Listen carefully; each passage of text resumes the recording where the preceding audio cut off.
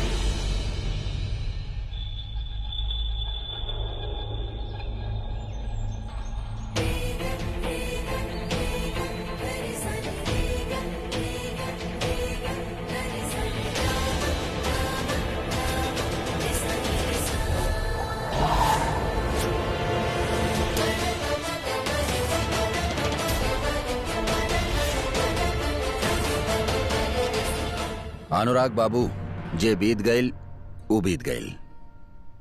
अब हमार रागनी की जिम्मेदारी आपके ऊपर बा और आपसे उम्मीद करतानी कि आप अपन जिम्मेदारी बहुत अच्छा से निभाए।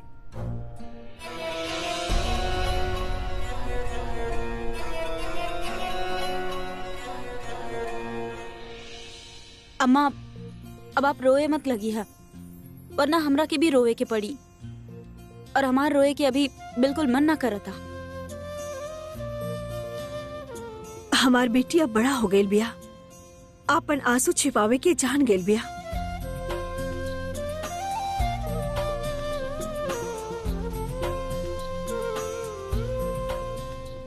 देर सबेर सबके दिल पिघल जाई, बस तो हिम्मत मत हारिहा। तू कहलू ना कि तुहार नाम रागिनी सिंहा और तू कभी हार न माने लू।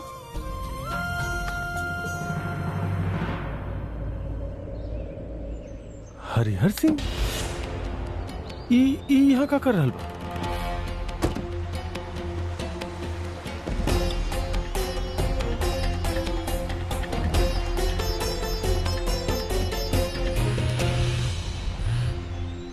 हाँ नारद बोला। कहाँ बानी पराग भैया? विदाई के दीदी के जाए के टाइम हो गइल बा। बाबूजी आपके खोज रहल बाड़न। हाँ ठीक बा हम आओ तनी। हमरी बुआ आ गेली, हमरी बुआ आ गेली। चल भोला, किस्मत के बहुत तेज बिया इस सृष्टि। रागनी के हम तोहफा कोनो और दिन दे। चल। अरे विशु, बड़ा हो गई ला तू तो। वकील साहब नमस्कार। प्रणाम। हमार नाम हरिहर सिंह है, विशु के फूफा जी बानी हम। जब हमने सुन ले कि विशु और सृष्टि यहाँ पे बाड़े ता खुद के रोक ना पाईनी, बस चलाईनी। आप ही के घर बा, आप कभी भी आ सके नी। हाँ भाई, हमार भतीजा के ससुराल बा, कोनो संकोच थोड़े ना करब। हाँ कि ना? बहुत अच्छा समय पर आइल बानी आप लोग, बस ये लोग निकलत ही रहलन। अरे बहुरिया, तू चुप काहे खड़े बाड़ू? बोला बतियावा हमसे। अरे हम तहार बुआ सास बानी, लेकिन तू हमरा के सास ना बुआ ही समझिया।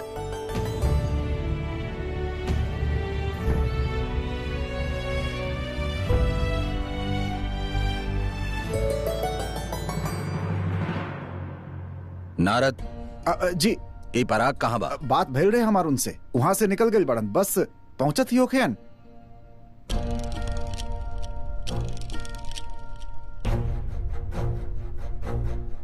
पंडित जी के हिसाब से रागिनी के विदाई के समय हो गई बा। जी।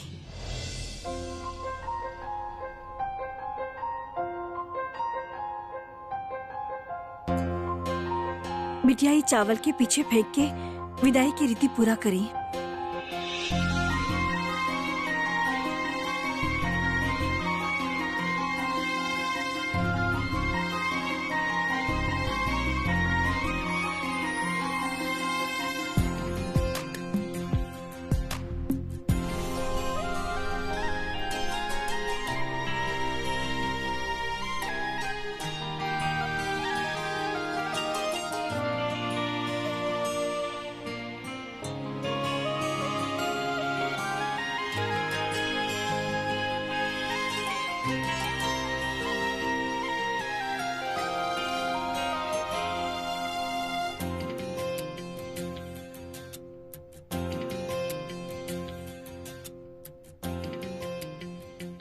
ला बहुरिया, जल्दी जल्दी में ऐसे बढ़िया तोहफा ना ले पाईनी।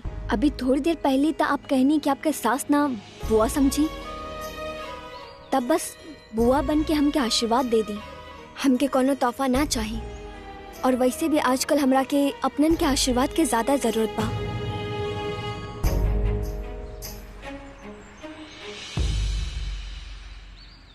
धर्मपत्नी जी, वकील साहब के सुपुत्री बाड़ीन, बहस में इनकरा से जीत ना पाइबू। और बेटा, हमनी के आशीर्वाद आप दोनों के साथ हमेशा बा। हम भी सोचत रहनी कि अपनन हमेशा साथ रही है, लेकिन समय एक समान कहाँ रहेला।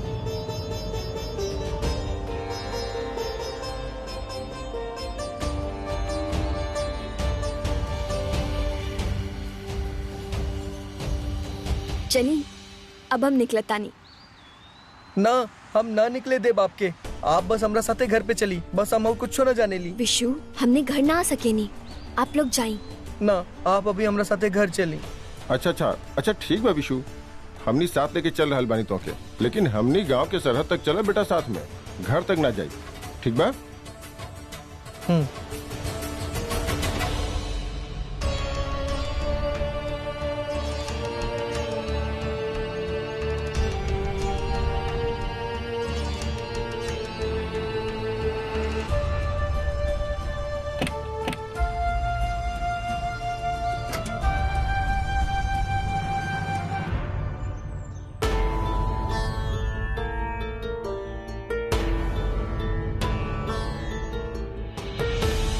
अरे छुटकी। हाँ दीदी। सब तैयारी हो गई ना बहू के स्वागत के? हाँ दीदी। अम्मा जी, ये पंडित जी भी अभी ना आयल बड़े। पग फेरा की रस्म के बाद द्वार पूजा भी तो करे के बाना। अरे हम खबर तो भिजवा दे ले रहनी, अब तक तो आ जाए के चाहत रहे। अरे दिव्या, आप सास श्रृंगार से छुट्टी पा गए हो खा, तो अनुराग की कमरा सही कर दी। वो लोग आवत ही होखिए। मम्मी, विशु भैया और सृष्टि भाभी भी तो आवेला हुई है ना?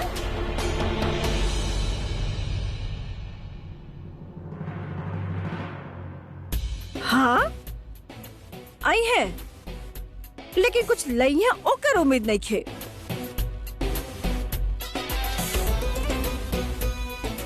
जा उनकर भी कमरा सही कर दा। अरे जा।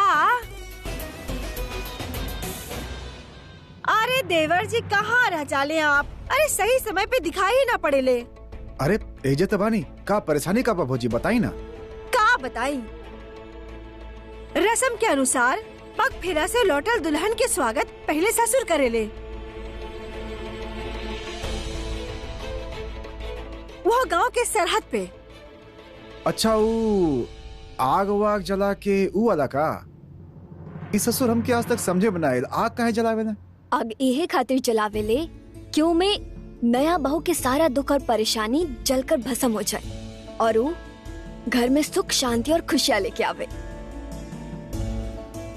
देखनी भौजी, मतलब नॉलेज एकरा में भी कम नहीं खे, सारा जानकारी रखे ले। हाँ, छुटकी तो सब कुछ जाने ले। एगो आपके भैया जी माने, इनको कुछ न मालूम। इनके तो ये सब ढकोसला लागेला। अब देखिए देवर जी, ये सब आपके ही करे के होखी। हाँ,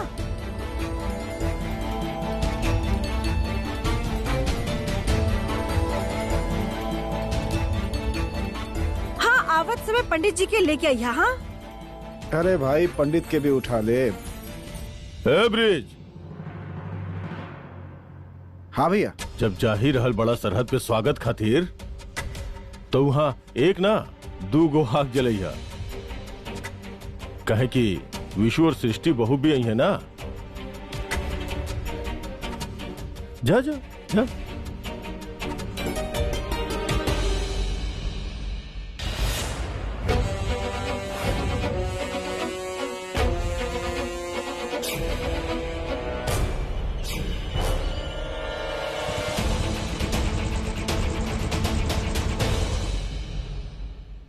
पत्नी जी, आप आराम से बात करिए, तब तक हम विशु के साथ खेत देख के आवता नहीं।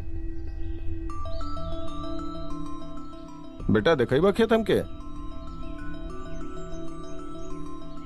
तोहरी बात से हमरा के तार घाव दिख गई रहे, लेकिन हम तोहरा से एक ही चीज कहे चाहता नहीं। जिस सहे सीख गए समझाऊ रहे सीख गए, समय के साथ साथ तार घाव भी बढ़ जाई हैं। और हमार विशु तो बहुत ही भोला बा, पागल नहीं खे।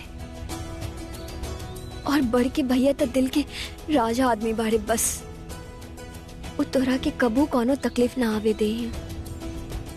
अपन शादी के समय भी हम उनके मना ले ले होकती। हम ब्रिजभान भैया से डरा गईले रहनी।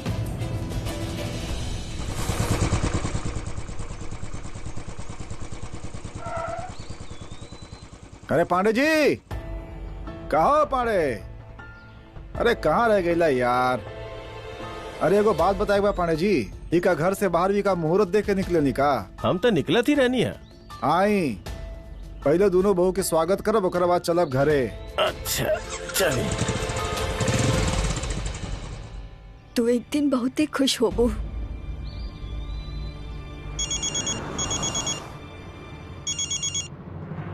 हाँ माँ बोली। अनुराग बेटा, तू लोग वहाँ से निकल गए का? जी हमने बस रास्ता में बनी, घर पहुँचे वाला बनी। अच्छा तनी बहुरानी के देहा। माँ बात करे चाहता। हाँ सासू माँ।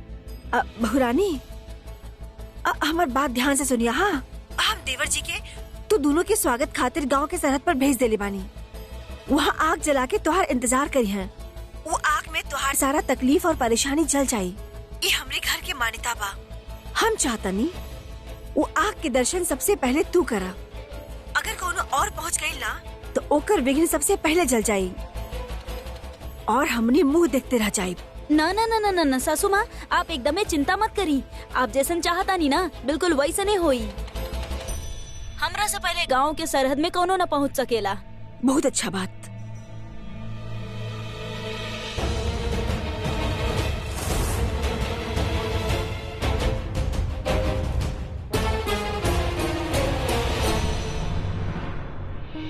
पूछब ना कि सासू माँ का कहले बाड़ी। गांव के सरहद पे हमार स्वागत के तैयारी चला था। हमने की जल्दी पहुँचे के बा वहाँ पर। ए भाई चला तेज चलावा।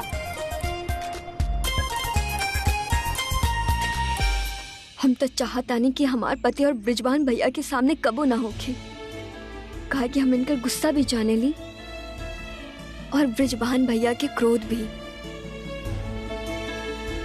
तो के लेट हो रहा लोगे, हम नहीं निकला तनी। पर कबो भी कोनो भी जरूरत पड़े तो अपनी बुआ की याद जरूर करिया और फोन जरूर करिया।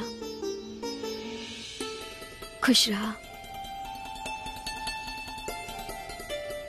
ए जी, अब चल बा भी। हाँ बस चल रहल बानी। विशु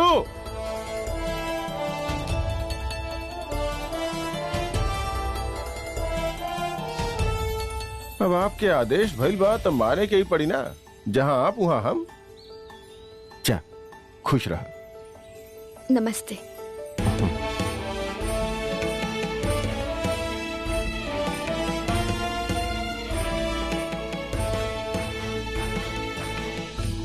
खुश रहा। चलो नमस्ते।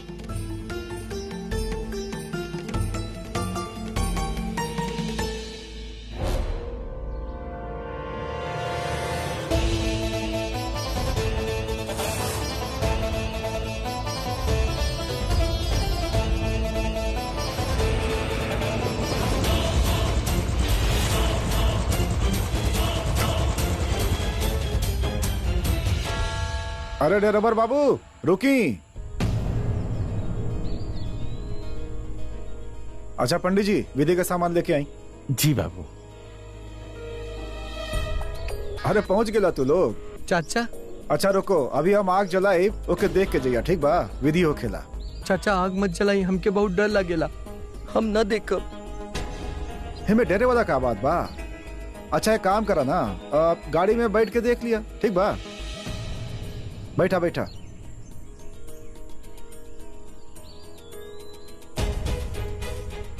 अभी रागनी और अनुराग पता ना कहाँ रह गईलन। अगर भौजी के पता चलल कि सृष्टि पहले आग देखलस ना तो बवाले करती हैं।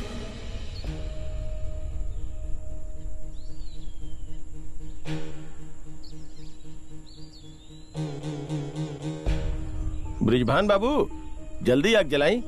वैसे भी काफी देर हो चुकल बा। अभी हमके घर में वधु प्रवेश के पूजा भी करे के बा। अरे का पांडे जी धीरज रखी ना, दुई लेखन के शादी भइल बना तो बड़ी बहू के इंतजार करब ना। जेकर भाग में अग्नि दर्शन लिखल बा वो तो पहले ही से आके बैठल बानी। और वैसे भी पूजा के मुहूर्त निकलत जा रहल बा। जलाई जलाई अग्नि। मतलब पांडे जी मुहूर्त के बंदूक दिखा के कोनो भी काम करवा लेवे नहीं आप।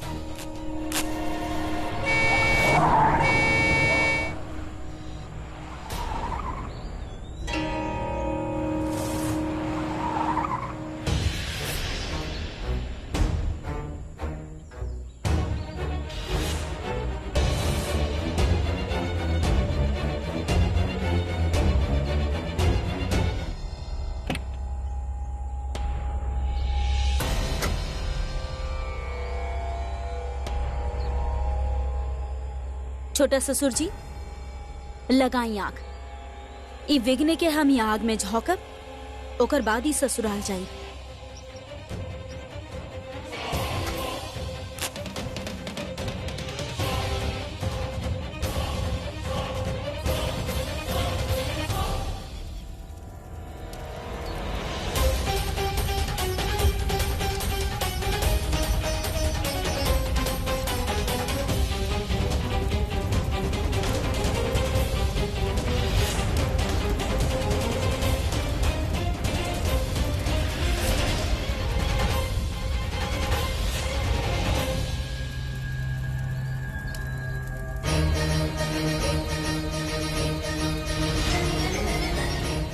चलिए भैया, इनका क्या आग से डर लगा था।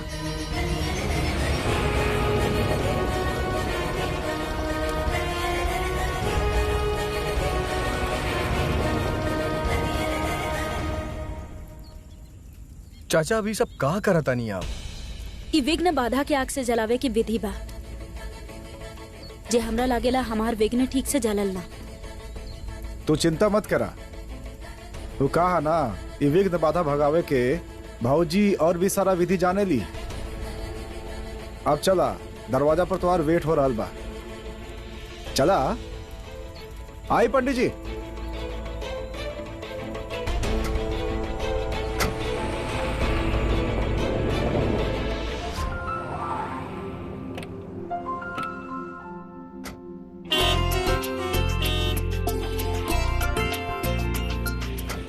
अरे छुटकी, आरती के थाल लेके आवा। बिस्सू आ गइल बा बहुरिया के लेके। अरे जल्दी करा। ई ब्रिजभान अभी तक नाहल पंडित जी के लेके, पता ना कहाँ रह गई। ई देवर जी भी ना टाइम पर फेल हो जाले। पता ना रागिनी गांव के सरहद पे ना पहुंचल होखे और देवर जी ओकर इंतजार कर रहल होखे।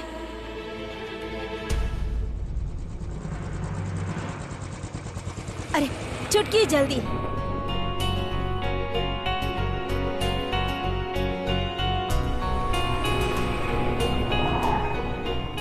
अरे बड़की बहू आ गई।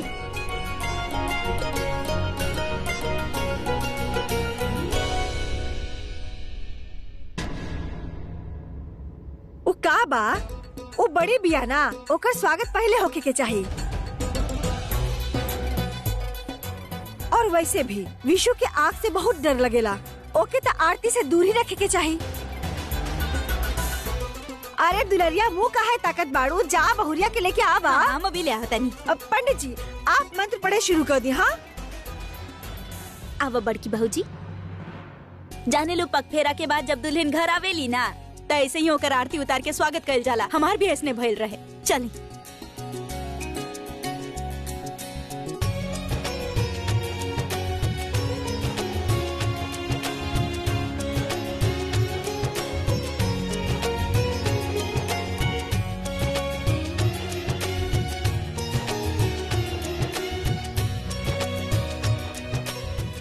दुलरिया आई बहुरानी, अब घर के मंदिर में भी चले के बा। आई रुका, दोनों बहुरिया एक साथ ही मंदिर में आई हैं।